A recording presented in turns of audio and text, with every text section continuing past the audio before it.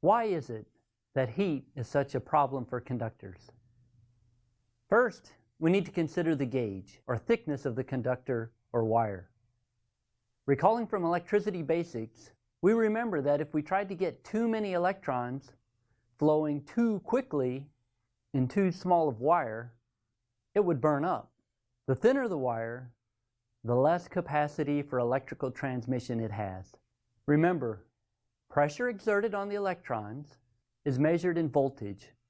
How fast the electrons are flowing is measured in amperage, or amps.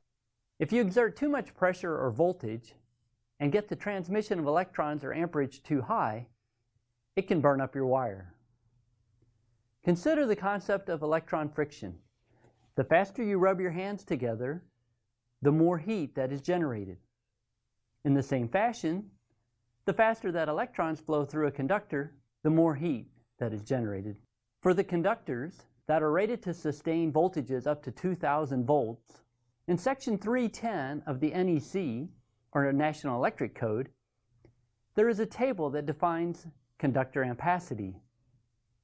This table defines the ratings of maximum amperage capacities for conductors of certain sizes or gauges.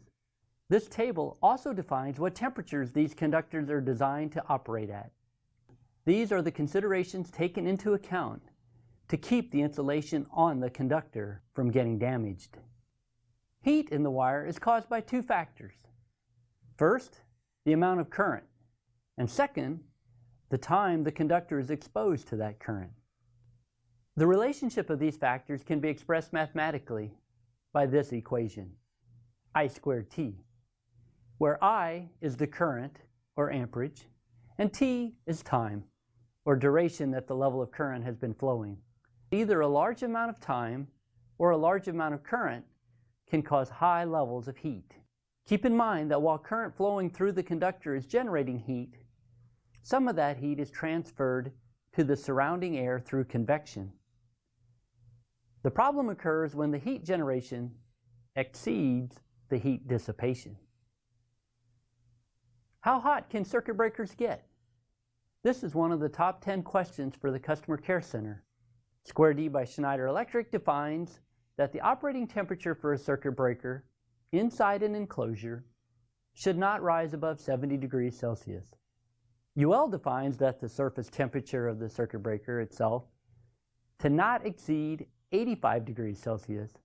Now that we have considered the gauge of the wire and mathematically observed what causes heat in the wire, we now understand why we need to protect the wire from two different types that would thermally damage a conductor's insulation.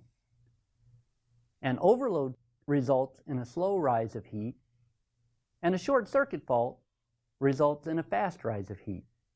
Circuit breakers have been designed to protect the conductor from both types.